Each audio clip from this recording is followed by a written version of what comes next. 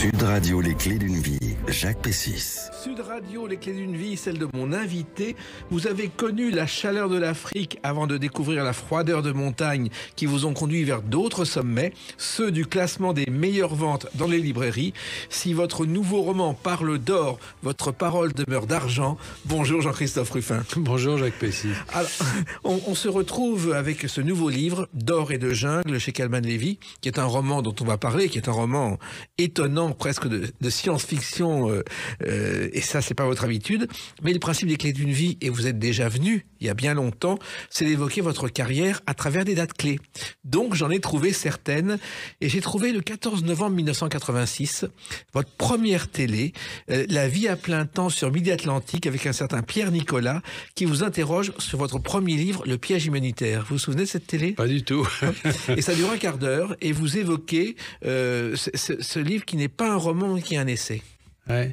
Non, j'ai aucun souvenir, mais on est très ingrat. Parfois, on oublie ceux qui vous ont tiré, j'allais dire, de l'ombre. Et à l'époque, c'était pas si courant que d'être invité comme ça pour une télé. Surtout, c'était un livre difficile. C'était un livre technique. Hein, c'était un essai. C'était pas un roman. Vous vouliez partager votre expérience des missions dans le tiers-monde que vous aviez accomplies. C'est ça. En fait, il y avait une thèse qui consistait à dire que l'humanitaire n'était pas quelque chose qui pouvait être envisagé en dehors de la politique, mais que sans être forcément engagé soi-même, il fallait tenir compte des contextes politiques. À l'époque, c'était une idée relativement nouvelle, hein, puisque la charité était considérée comme, au fond, hors du champ politique. Oui, et d'ailleurs, cette télévision qui est sur FR3 local, c'est même pas national, vous expliquez que l'aide humanitaire, on ne sait pas très bien ce que c'est à cette époque-là. Oui, parce que au fond, c'est confondu avec la charité, c'est-à-dire la petite pièce qu'on donne aux pauvres à la sortie de l'église, mais enfin, tout ça dans un sorte de geste un petit peu pour se rassurer soi-même, parce qu'on ne sait pas très bien ce que ça devient. Et moi, ce que j'ai essayé de montrer à l'époque, hein, mais vous me rajeunissez beaucoup, c'est que tout ça représente quand même des moyens importants, ils le sont de plus en plus d'ailleurs, et que tout ça, quand ça se déverse sur une zone en crise, sur un pays en guerre, mais ça a des influences politiques très fortes, très profondes. Et vous rassurez le public dans ce premier livre et à cette télévision, Jean-Christophe Rufin, en expliquant que les détournements sont faibles. Ce qu'on ne sait pas à l'époque non plus. Oui, les détournements sont faibles. C'est pas tellement le problème des détournements, parce que souvent les gens disent qu'est-ce qui arrive en finale, au bout de course, ce qu'on a donné.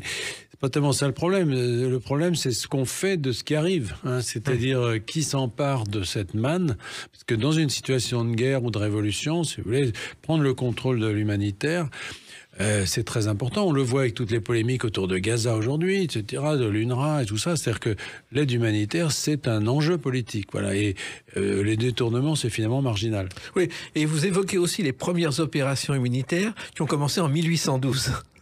Oui, oui. Enfin, on peut faire remonter même à l'Arche de Noé, si on veut. C'est par là. C'est une sorte de grande opération humanitaire, mais non, l'humanitaire moderne, oui, 1812, il y a eu un tremblement de terre de Caracas, et il y a eu un grand élan d'aide humanitaire nord-américain vers le Venezuela, qui n'était pas tout à fait désintéressé d'ailleurs. Hein. C'était déjà un mélange politique. Alors, vous évoquez aussi votre parcours de médecin humanitaire et la médecine. L'origine de votre vocation, Jean-Christophe Rufin, c'est votre grand-père. Oui, parce que disons, les particularités de ma famille, qui a été très divisée, a voulu que j'ai été élevé les 10 premières années de ma vie par mes grands-parents. Donc mon grand-père, c'était pas une figure lointaine, c'était vraiment la personne que je voyais tous les jours et qui me tenait lieu de père, si vous voulez. Donc avec une forte influence forcément sur moi, et c'était un médecin à l'ancienne. Il a été diplômé au début du XXe siècle et il avait fait les guerres successives de façon très engagée. Il avait même été déporté à Buchenwald. Oui, pendant 2 ans, entre 1943 et 1945, parce que notre ville, Bourges, étant située sur la ligne de démarcation entre zone libre et zone occupée, il faisait partie d'un réseau qui protégeait les personnes, ça pouvait être des juifs persécutés, ça pouvait être des aviateurs anglais, enfin, tous ceux qui voulaient passer en zone libre venaient chez nous et des passeurs leur faisaient passer la ligne. Alors il a été dénoncé et le pauvre s'est retrouvé 2 ans en camp de concentration, mais il est revenu. Il est revenu et moi, quand je l'ai connu, c'était évidemment après la guerre. Alors, il se trouve que vous êtes devenu médecin, mais curieusement, vous faites vos études à la Pitié-Salpêtrière, Jean-Christophe Ruffin, et en même temps, vous faites l'Institut de sciences politiques. Oui, un peu après. C'est-à-dire, j'ai commencé par la médecine, j'ai fait ça jusqu'à l'internat, qui à l'époque était l'internat napoléonien. Vous savez, c'était pas encore là, il n'y avait pas encore eu la réforme de Simone Veil, c'était un internat par ville. Moi, j'ai fait l'internat de Paris. Et à ce moment-là, en effet, j'étais sans doute un peu déçu de ne pas retrouver dans les grands hôpitaux parisiens la médecine de mon grand-père. Donc j'avais envie de la retrouver peut-être autrement et ailleurs. Et c'est le moment où Bernard Kouchner et quelques autres fondaient Médecins sans frontières, que j'ai rejoint à ce moment-là. Voilà. Alors il se trouve que la première fois qu'on parle de vous dans les journaux, c'est dans France Soir, parce que vous avez dérobé la moitié de la tête de Ravachol. Oui, alors ça, je revendique le droit à l'oubli, qui n'existe pas de nos jours. Mais oui, ça c'est un truc de potage. Enfin, on était un soir avec un ami chez lui, et il était amoureux d'une jeune femme qui était une descendante de Marx. Et il ne savait pas quoi lui offrir. Alors, on avait un peu bu. J'ai dit, moi, je connais un objet qui pourrait peut-être lui faire plaisir. Parce que je savais que la tête de Ravachol, après avoir été décapité, pauvre Ravachol, il a été donné à la faculté de médecine, sa tête. Et on l'a coupé en 2 de façon à instruire sur le cerveau les étudiants en médecine. Donc moi je savais où était cette tête, elle était dans le bureau d'un de mes professeurs. Et donc en pleine nuit, on est allé, on a gratouillé une serrure, on a pris cette tête et il est allé l'offrir à cette pauvre fille qui évidemment immédiatement l'a mis à la porte. Et on s'est retrouvé que cette tête, on était bien embêtés. Mais enfin ça a été voilà. Et finalement on l'a remise au Panthéon, oui, parce que c'était une façon potache aussi de finir l'affaire. Alors, vos études de médecine vous conduisent à la neurologie presque naturellement, parce que finalement, la fac où vous étiez était des spécialistes. C'est ça, moi j'ai fait mes études à la Salpêtrière, alors c'est le temple, c'est Pinel, Charcot, enfin tous les grands neurologues qui ont marqué cette faculté et cet hôpital. Alors, tout naturellement, évidemment, je fais la neurologie, mais je l'ai complété parce qu'à l'époque, on ne pouvait pas exercer uniquement la neurologie. Il fallait compléter soit par la rhumatologie, soit par la psychiatrie. Moi, j'ai fait aussi de la psychiatrie. J'ai fait de neuropsychiatrie, comme on disait à l'époque. Et ensuite, donc, 2 rencontres qui marquent votre vie. C'est la rencontre avec Bernard Kouchner et avec Claude Maluret. C'est ça, mais plus avec Maluret d'ailleurs, parce que j'ai rencontré tous ces personnages au moment de la scission. Il y a eu, dans l'histoire de l'humanitaire, il y avait toujours des grosses bagarres. C'était des 68ards qui ne pouvaient pas s'empêcher de se disputer entre eux. Et la première réunion à laquelle j'ai pris part, c'était le jour où Maluret, d'une certaine façon, a pris le pouvoir en évinçant Kouchner, qui par la suite a créé Médecins du Monde. Voilà. Alors, moi, je me suis retrouvé avec Maluret, et bon, j'ai fait partie de cette aventure. Maluret, qui est devenu sénateur ensuite, et qui est, on oublie, le cofondateur de Doctissimo, qui est bien utile aujourd'hui. C'est ça, il était médecin aussi, bien sûr, il avait été président de Médecins sans frontières, il a été ministre très jeune, il était secrétaire d'État aux droits de l'homme, ce qui était d'ailleurs pas facile parce qu'il était dans un même gouvernement que Pasqua. Alors, c'était pas toujours facile de les deux, mais et puis effectivement, après il a été maire de Vichy. Aujourd'hui, il est sénateur et comme il était assez ami avec Alexandre, là, il a créé Doctissimo. Enfin, il a cofondé. Enfin, sa vraie vocation à lui, c'est la politique. Voilà. Alors, vous, c'est la médecine et les missions humanitaires. Alors, il y en a eu une première en Érythrée, et puis il y en a eu une seconde qui est évoquée par une chanson que tout le monde connaît.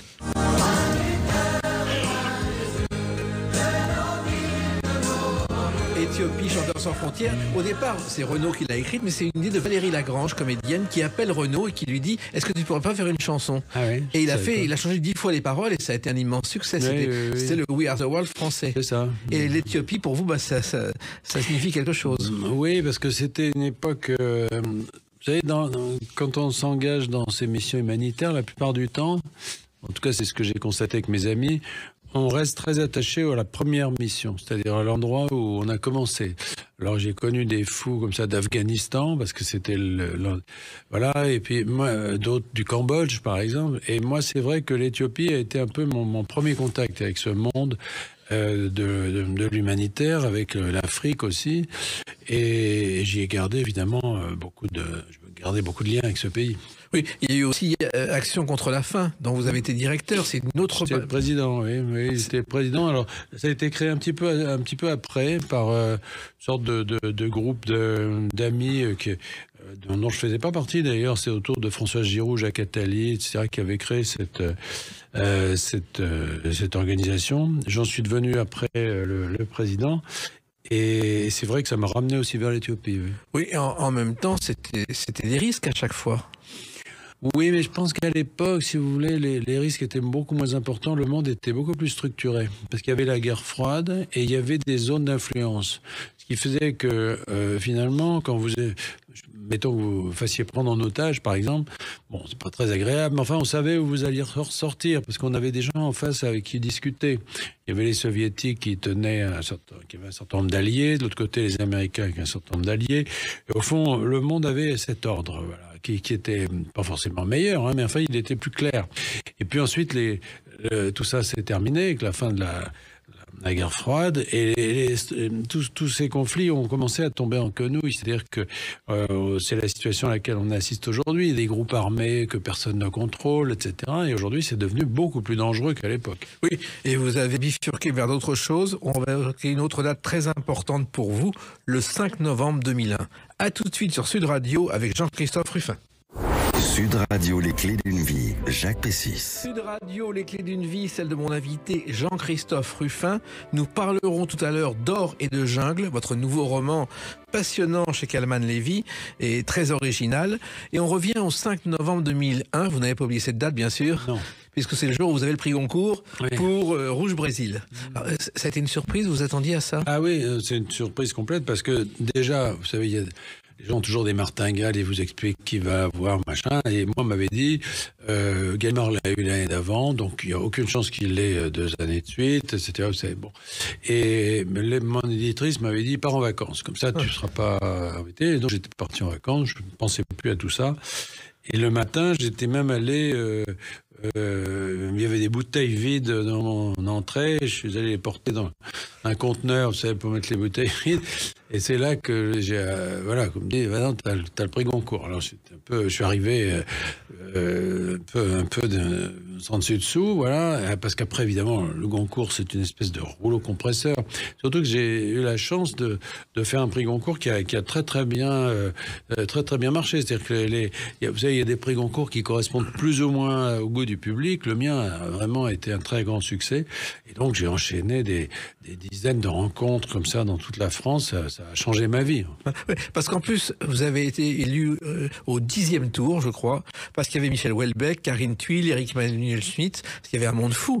Et c'est pas un miracle, mais quand vous l'avez appris et que vous êtes arrivé... Si, c'est un miracle. Je pense qu'il y a eu un ange gardien quelque part qui a dû bourrer les urnes pour moi, je ne sais pas.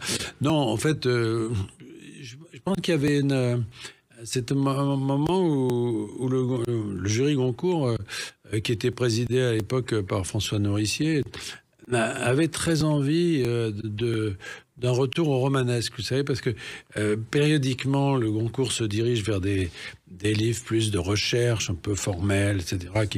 Et puis, ils reviennent périodiquement. Et moi, au fond, je leur ai offert la possibilité de revenir à Dumas, comme disait comme dit Dominique Fernandez, retour à Dumas. C'est une espèce de bonne jouvence de temps en temps, de revenir à Dumas, de revenir au récit, quoi, voilà. Et ils avaient envie de ça cette année-là. Alors, c'était un épisode méconnu de notre histoire, c'est-à-dire les Français au Brésil au temps de la Renaissance. C'était un sujet que personne n'avait traité, Jean-Christophe Ruffin. Non, enfin, il y avait eu des historiens avaient écrit là-dessus. Mais c'est un sujet qui m'était apparu comme très romanesque parce que, au fond, c'est une occasion manquée, quoi. On n'a rien tiré, on n'a rien gardé de cet épisode et on n'a gardé aucune conquête, rien du tout. Les Français se sont fait mettre dehors.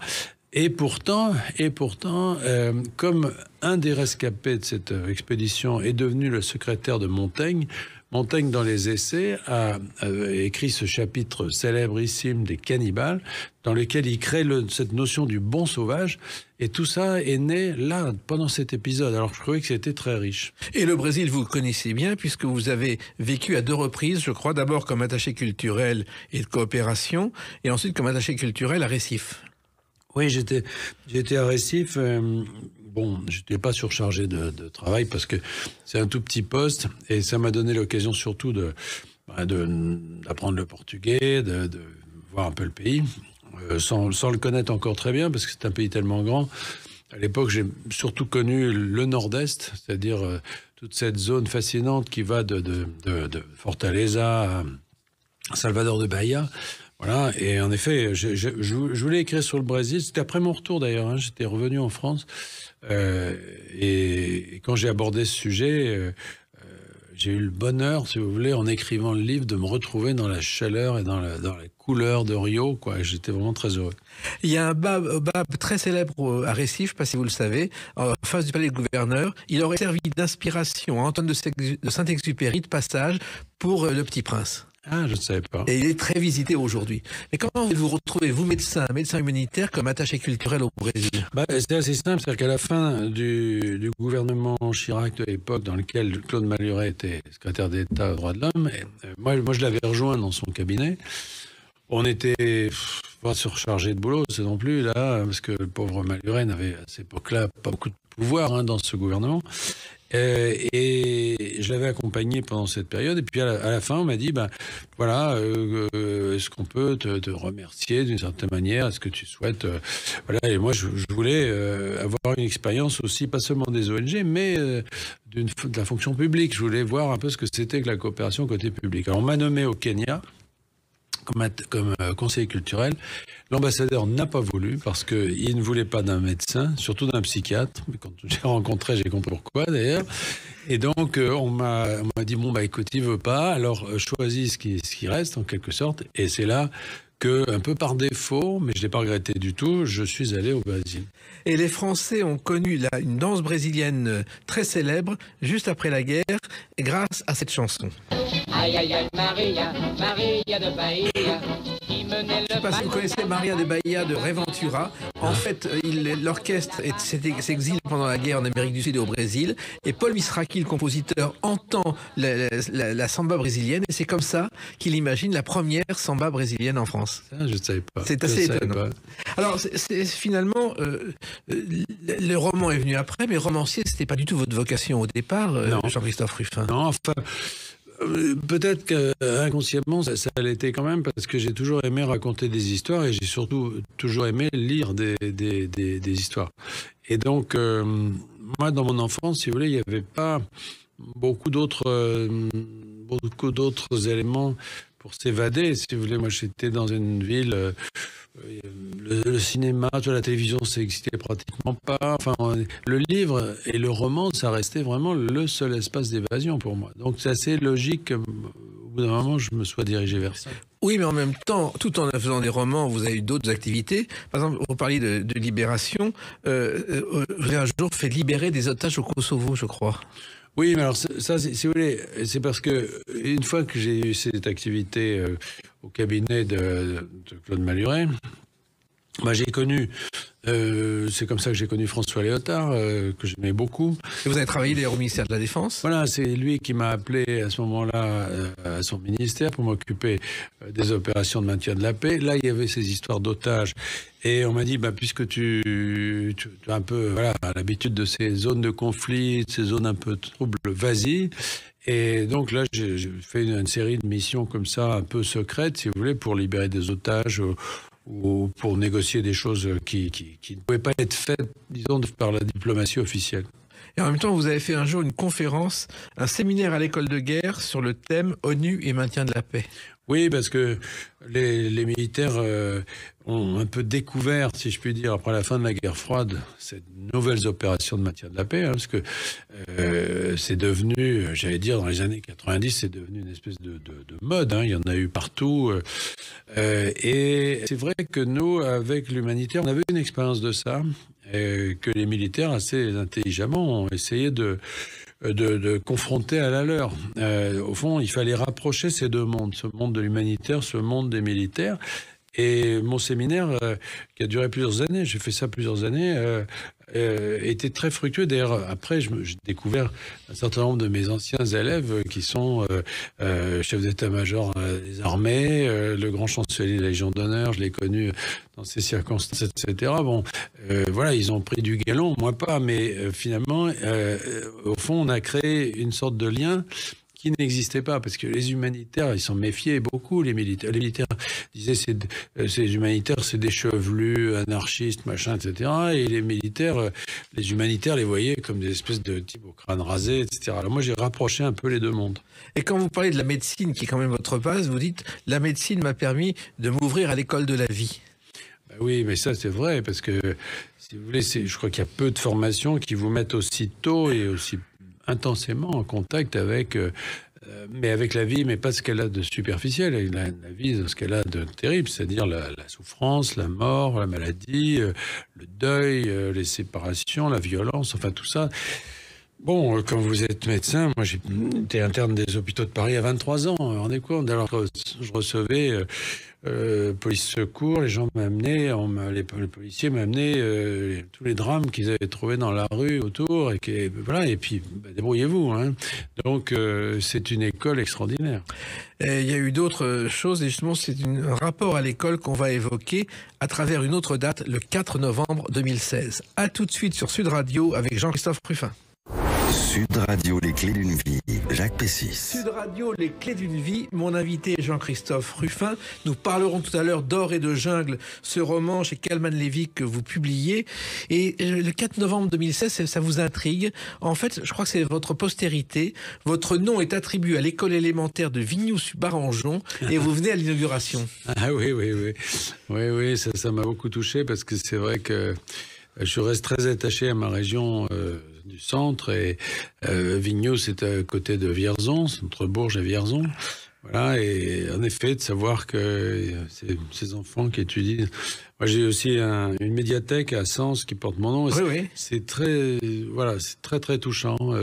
C'est inquiétant aussi, parce que les gens, la première question qu'on vous dit, vous pose, c'est ah bon, mais vous êtes toujours vivant. Donc, il faut s'habituer, à avoir son nom sur un fronton comme ça. Je crois que ce sont les élèves de CM2 qui vous avez choisis. C'est possible, en tout cas, c'est un groupe scolaire. Moi, je sais pas exactement qui a fait le choix de m'attribuer ce nom, mais enfin, je vais les voir régulièrement et je les aime beaucoup. Alors, donc, je sais qu'en fait, vous avez été choisi parce que vous incarnez les valeurs de l'école, le goût des mots, la solidarité et la paix. Ce sont les raisons qui ont fait que vous avez été choisi. Écoutez, c'est un honneur en tout cas. Alors quand vous êtes arrivé là-bas, vous avez le souvenir de ce qui s'est passé ce jour-là? Oui, il y a eu tout un...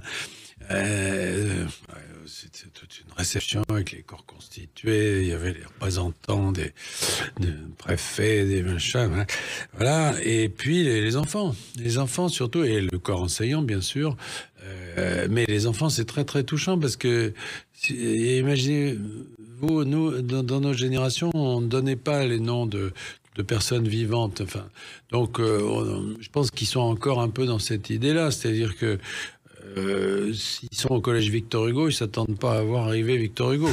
Alors... Vous savez, la première des Misérables au Palais des Sports, je me souviens très bien, il y a un vieux monsieur qui arrive sur le plateau à la fin du spectacle et j'ai entendu à côté de moi, c'est l'auteur.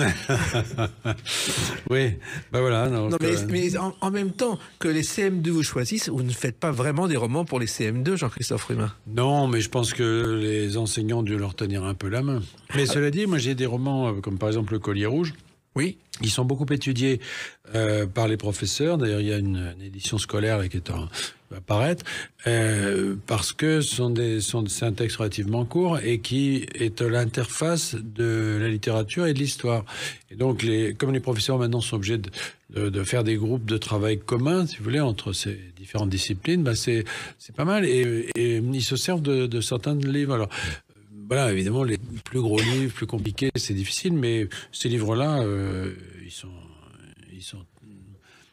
sont accessibles aux jeunes lecteurs. Mais Le Collier Rouge, si mes renseignements sont exacts, c'est un film de Jean Becker, et je crois que c'est la seule fois où vous avez participé à un scénario, Jean-Christophe Ruffin. Mm-hmm. Avec Jean-Loup Dabadi, que j'aimais beaucoup, Jean Becker aussi, et... On a travaillé sur ce scénario qui était très proche du livre, qui restait très proche du livre. François Cluzet, donc, qui a été le personnage principal, et puis deux chiens, parce que on m'a expliqué qu'au cinéma, quand il y avait un chien dans le film, il en fallait deux, parce que ça se fatigue, les chiens, et qu'en plus, ils ont un rôle différent. Il y avait un méchant et un gentil, qui était d'ailleurs le père et le fils. Et c'est très amusant de suivre ce tournage. Vous auriez pu faire beaucoup plus de scénarios de cinéma, finalement. Oui, mais alors, bon, j'ai déjà fait pas mal de métiers dans ma vie, si vous voulez. Ça, c'est un métier que je ne maîtrise pas, et en effet, c'est une très bonne école, le scénario. Par exemple, Pierre Lemaître a commencé par les scénarios avant de faire des livres. J'ai beaucoup d'amis comme Marc Duguin ou autres qui font les deux. Moi, je me suis jamais vraiment aventuré dans cette direction. Je reste lié aux livres quand même. Oui, et avec des livres qui n'ont rien à voir, qui sont aux antipodes de votre vie de médecin, puisque vos livres respirent le bonheur, la joie de vivre, le positif. Oui, mais ça c'est un choix que j'ai fait très tôt, c'est-à-dire que comme au départ je ne savais pas que je finirais par en vivre, je savais pas que ça deviendrait mon métier. Alors pour moi l'écriture c'était un espace au contraire intime, si vous voulez, dans lequel je recherchais le contraire de ce qu'était ma vie de tous les jours. Comme cette vie de tous les jours, quand j'étais médecin, était quand même lié beaucoup à la tragédie, à la souffrance, à la mort, etc. J'ai recherché le contraire, comme vous le dites, dans mes livres. Et j'y ai mis des personnages solaires derrière lesquels on a envie de vivre, tout simplement. Et ils m'ont fait du bien, et je me suis rendu compte qu'ils faisaient aussi du bien au lecteur. Et du bien à la langue française, car vous veillez à ce que chaque mot compte dans vos livres. Oui, je fais attention. Alors après, tout dépend de l'histoire qu'on raconte. C'est-à-dire que on ne peut pas raconter une histoire qui se passe au XVe siècle de la même manière. Enfin, c'est un peu difficile qu'une histoire très très actuelle, si vous voulez. On est obligé. Enfin, et moi j'aime ça aussi d'ailleurs parce que j'apprécie ça chez les auteurs. Par exemple, j'aime Giono parce que c'est quelqu'un qui a su adapter sa langue aux histoires qu'il raconte. Bon, mais quelle que soit la langue qu'on choisit, effectivement, il faut essayer de la parler, de l'écrire le mieux possible. Et c'est peut-être aussi pour cela que vous avez été élu à l'Académie française. Je crois que vous avez été le Benjamin de l'Académie. Oui, mais ça c'est un titre malheureusement qu'on ne garde pas longtemps parce que surtout à l'Académie. Et donc en attendant d'être le plus vieux, j'ai été en effet le plus jeune. C'est une surprise aussi. Vous songiez à l'Académie française? Non, pas du tout. Et j'étais à l'époque ambassadeur de France au Sénégal quand Hélène Caradan-Cos a évoqué mon nom dans un article. Et puis je suis passé la voir et elle m'a dit oui, je compte en effet peut-être vous proposer. Et puis comme elle m'a dit je cherche des gens plus jeunes, en bonne santé, etc. Et au cours de l'entretien, j'ai été pris d'un lumbago terrible. Il fait que j'ai terminé l'entretien pratiquement à genoux, enfin quatre pattes, quoi. Et je me suis dit, c'est foutu, elle cherche des gens en bonne santé, je sais pas moi. Voilà, j'ai pratiquement pas pu ressortir de mon fauteuil. Mais bon, ils n'ont pas voulu, ils m'ont élu quand même. Voilà. Et Hélène Carrère-Dancourt, ce que j'avais reçu dans les Clés d'une vie, a été jusqu'au bout d'une jeunesse incroyable. Incroyable. Mais parce qu'elle avait compris une chose que je pense chacun de nous devrait comprendre, c'est que ça n'est pas le travail qui fatigue, c'est le repos. Et que finalement, elle est restée active, elle est restée présente. Elle savait tout, elle écoutait tout, elle écrivait ses livres, elle écrivait des discours, elle était présente dans l'académie jusqu'au bout. Et voilà. Et le bout a été très loin, finalement. Oui, je crois que c'est 94 ans, c'est ça? Oui, mais sans un moment de défaillance. Les dernières réunions que nous avons faites ensemble au mois de juin, là, elle était parfaite. Et elle nous a quittés pendant l'été. Et d'ailleurs, quand vous voyez des médecins que vous avez connus jeunes et qui sont à la retraite aujourd'hui, vous êtes toujours étonné. Ben oui, parce que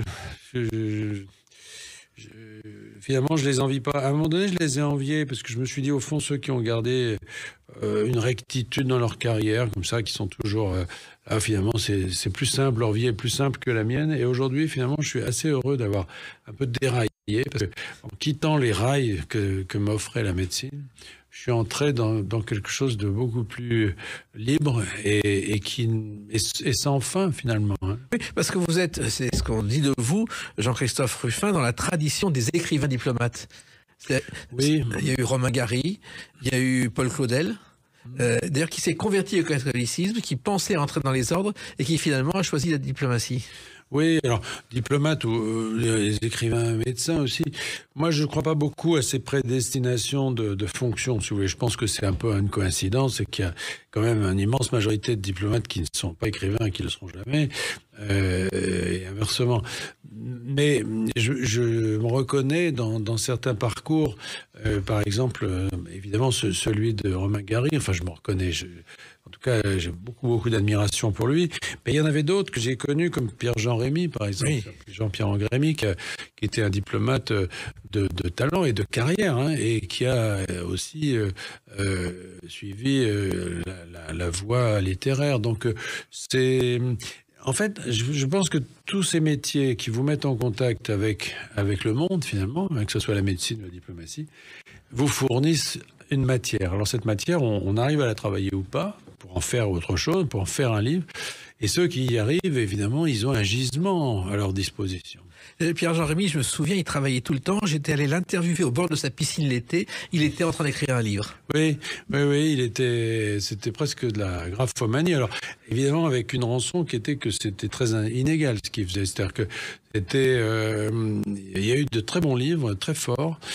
Notamment le premier, Le sac du palais d'été, là, un des premiers qui lui a valu, je sais plus, c'est le prix féminin ou le Renaudot, je sais plus, qui était un très très beau livre. Mais voilà, mais ça faisait partie de ces gens qui ne pouvaient pas vivre autrement qu'avec une espèce de cape sur le dos et un stylo.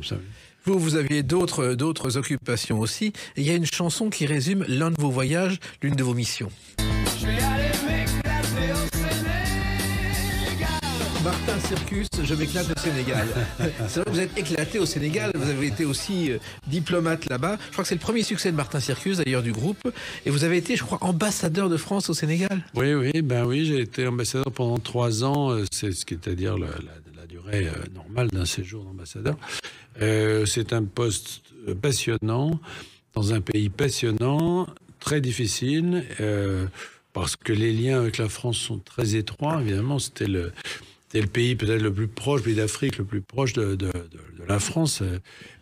C'était là où était le Haut Commissariat donc pour l'Afrique nord-occidentale française.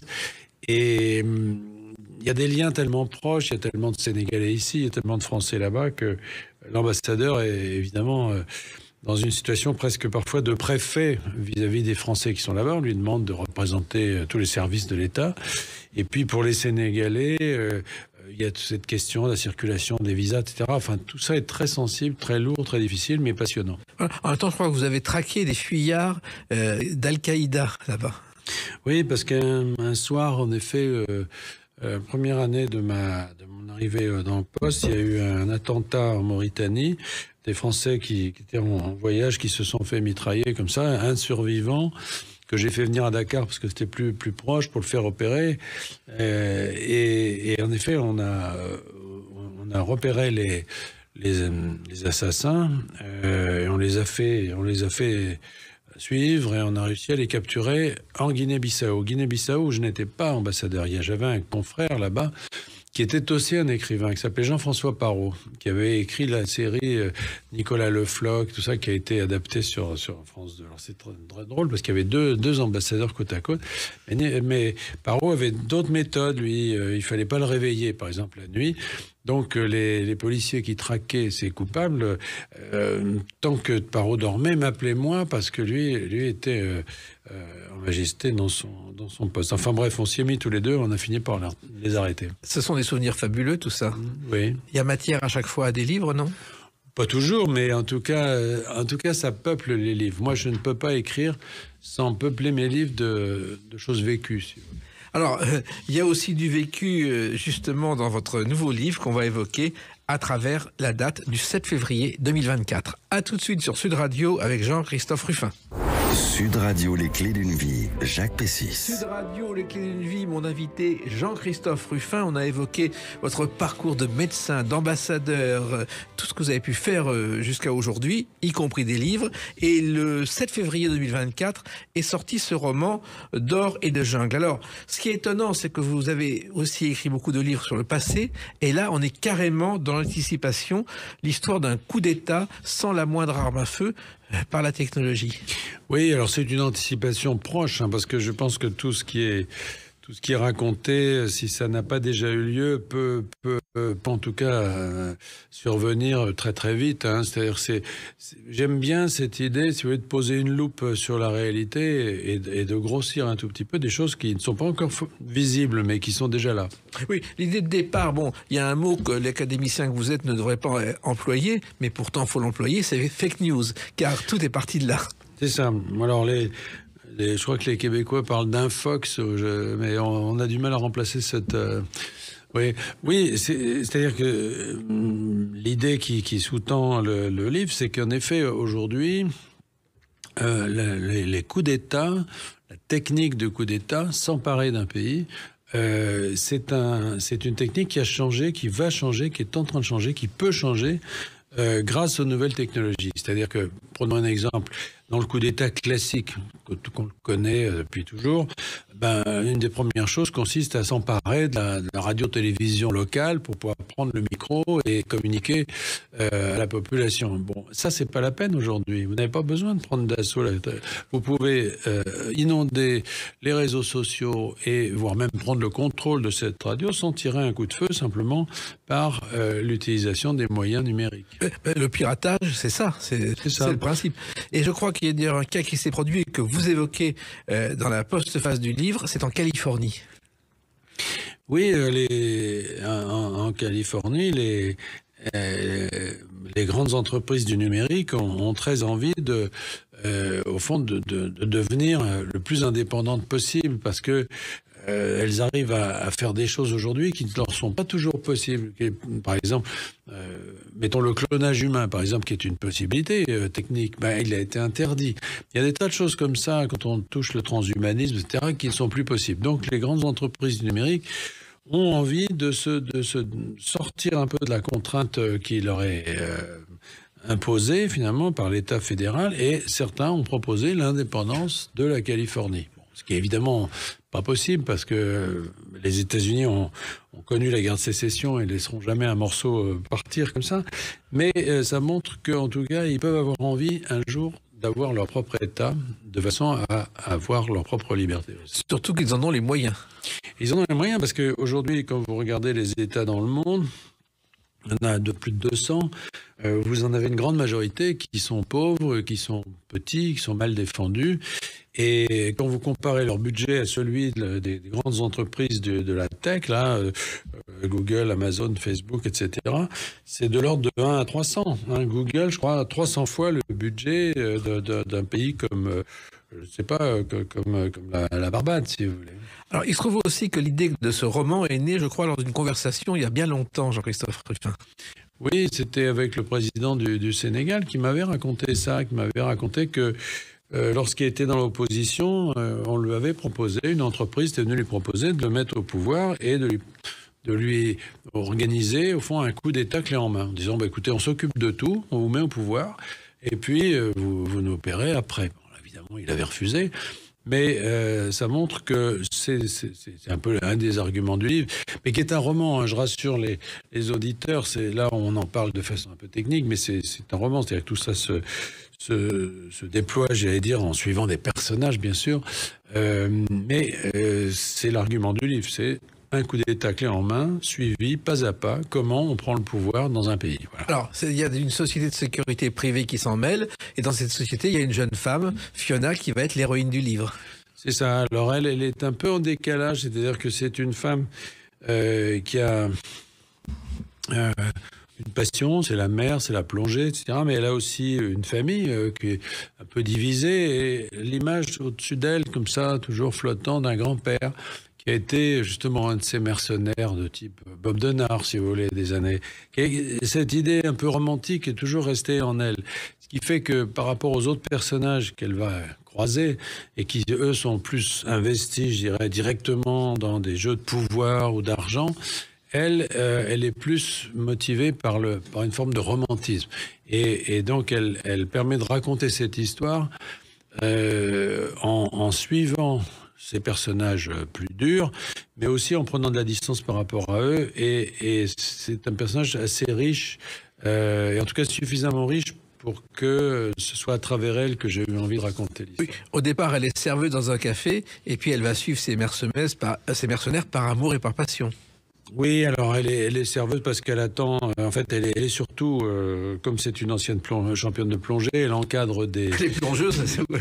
Ouais, elle n'est pas plongeuse dans les cafés, mais elle est plongeuse sur un bateau de croisière où elle entraîne des croisiéristes à faire des ploufs dans l'eau, et puis elle perd son boulot à un moment donné, elle se retrouve là, et en effet, ça c'est le début du livre, elle se retrouve engagée dans cette affaire. Alors, le pays que vous visez, vous avez cherché un petit pays et vous allez sur place voir un pays tout à fait petit, le sultanat de Brunei. Oui, mais je vais toujours sur place. De toute façon, quand je parle d'un pays, il faut toujours que j'aille sur place.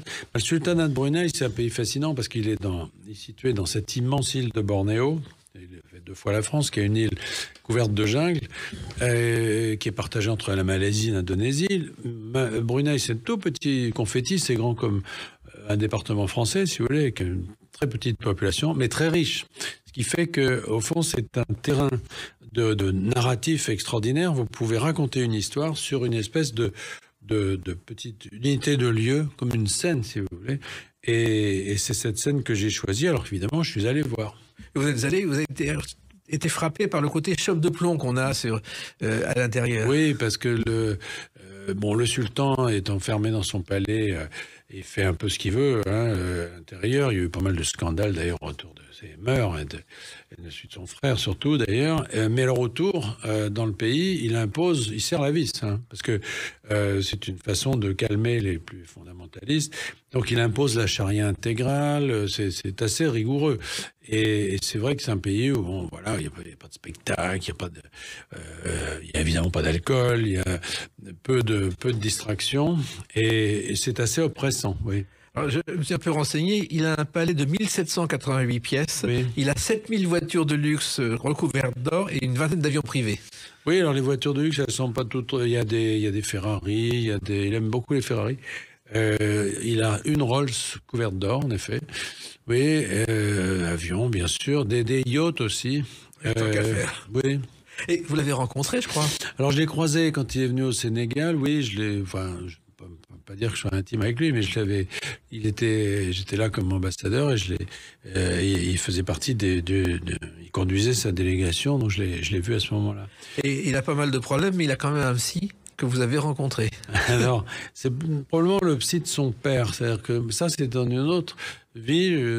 Bien auparavant, j'avais rencontré à Hong Kong ce psychiatre allemand qui m'avait dit qu'il était le psychiatre du sultan de Brunei.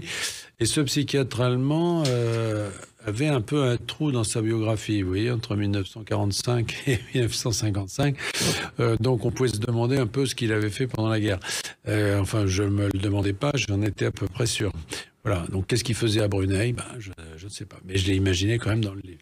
Alors, il y a toute une histoire, bien sûr, une fiction et qui se passe et qui se développe, mais il y a quand même des techniques que vous avez utilisées par rapport au passé. Notamment, vous êtes inspiré de Malaparte et de sa technique sur le coup d'État. Oui, alors le coup d'État, la notion de coup d'État, ça a toujours été un sujet littéraire. Depuis Cicéron, la conjuration de Catilina, Machiavel, le prince, au fond, c'est une partie de son sujet. Bon, Technique du coup d'État de Malaparte, ça a été vraiment un livre fondateur qui lui a attiré beaucoup d'ennuis. Il s'est retrouvé d'ailleurs en exil à cause de ça, Mussolini. Oui, je crois que même Hitler a demandé qu'on brûle son livre en place publique. Oui, ça a été vraiment un livre qui à la fois l'a rendu célèbre et en même temps lui a valu plein d'ennuis. Il y a des livres plus récents, un livre d'Edvard Luttwak qui est une sorte de manuel. C'est un peu le coup d'État pour les nuls, si vous voulez, un truc à prendre dans ses valises. Hein, Jacques, si vous voulez faire un coup d'État, n'oubliez pas d'emporter ce livre.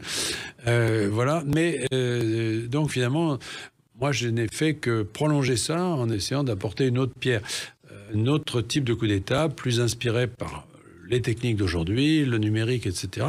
Mais sauf que moi, je l'ai écrit sous forme de roman. Oui, avec beaucoup de rebondissements. Et pour que ces rebondissements puissent être crédibles, il a fallu aussi vous informer. C'est pas votre univers au départ, la technologie. Non, mais c'est ça qui est le bonheur d'écrire des livres, c'est que ça vous fait entrer en premier, si je puis dire, dans des univers dans lesquels on introduit ensuite les autres. Mais c'est pas un livre non plus, il faut pas que les lecteurs soient inquiets. Il n'y a pas de technologie, c'est pas la peine de connaître tout ça de façon... je veux dire, il n'y a pas de jargon, c'est pas du tout... D'ailleurs, moi, ça ne m'intéresse pas, c'est pas du tout cet aspect-là. Ce qui m'intéresse, c'est de savoir un petit peu qui sont les gens... les personnes qui sont derrière toutes ces découvertes, qui sont par exemple ces grands patrons du numérique, ça m'intéresse. Ouais, mais le méchant, c'est un génie de la technologie dans votre livre. C'est ça, enfin le méchant, disons le commanditaire de tout ça. Mais c'est un commanditaire qui est très très proche, on pourrait dire, des grands patrons du numérique, que ce soit Elon Musk, Jeff Bezos ou Larry Page, par exemple, créateur de Google. Voilà, c'est un peu un mélange de ça. Donc, est-ce qu'ils sont méchants? Je ne sais pas, mais en tout cas, ce sont des ados un peu attardés, c'est-à-dire des gens qui étaient des fous de technologie, puis leurs découvertes les ont rendus richissimes, mais au fond, ils n'ont pas fait grand-chose pour ça. C'est pas des industriels, ce sont des découvreurs. Et dans les autres secteurs technologiques, le chercheur, l'ingénieur ne fait pas fortune, c'est le patron qui fait fortune. Là, c'est les mêmes. Voilà. Et donc, ils ont toujours ce côté ado qui fait qu'ils peuvent se lancer dans n'importe quelle aventure. Alors, il y a bien sûr une histoire d'amour dans le roman, et finalement, vous êtes plus que jamais un disciple de vos deux maîtres qui sont Dumas et John le Carré. Oui, écoutez, je trouve que il y a pire, hein, comme oui. Je pense que Dumas doit nous rappeler toujours à cette nécessité de divertissement, c'est-à-dire que un roman, pour moi, un roman d'aventure, c'est une page qui doit tourner à toute vitesse et c'est l'envie qui doit être donnée au lecteur de savoir la suite. Et John le Carré, c'est que cette narration puissante soit mise au service, finalement, d'une compréhension du monde. Oui, alors je précise que dans ce roman, le suspense dure jusqu'à la dernière page, mais il y a de l'action, beaucoup d'action, mais en même temps, et c'est votre marque de fabrique, il y a de la réflexion. Parce que les deux, à mon avis, doivent aller ensemble. Si vous voulez, l'action pour l'action, c'est du, j'allais dire, c'est du Bob Moran. On aurait peut-être lu ça quand on était gamin. Et Bornéo est une ville phare de Henri Verne pour les aventures de Bob Moran. C'est ça. Donc voilà, mais si on veut aller un peu plus loin, et si on ne veut pas que cette agitation de l'action soit gratuite, il faut qu'elle soit appuyée sur une réflexion et que le lecteur sorte de là en se disant j'ai découvert des choses que je n'avais pas imaginées sans ça. Alors ce livre, vous l'avez écrit entre la montagne, entre Bourges, parce que vraiment vous ne pouvez écrire que tranquille, loin du monde. Oui, je l'ai écrit surtout à Bourges parce que c'est la ville où j'aime garder du temps et c'est une ville qui qui est située un peu hors du monde finalement. Enfin, elle est tout à fait dans son époque. D'ailleurs, elle est maintenant capitale européenne de la culture pour 2028. Mais il y règne une espèce de climat comme ça un peu intemporel qui est très propice à l'écriture. Alors ce livre, justement, il faut le lire, justement, même si on n'habite pas à Bourges et si on aime la culture et l'aventure, parce que c'est vraiment de l'aventure telle qu'on a envie de la lire. Ça s'appelle D'or et de jungle, c'est chez Kalman Levy. J'espère que vous en écrirez d'autres aussi passionnants. Vous continuerez. Merci beaucoup, Jacques, avec plaisir. Merci, Les Clés d'une vie, c'est terminé pour aujourd'hui. On se retrouve bientôt. Restez fidèles à l'écoute de Sud Radio.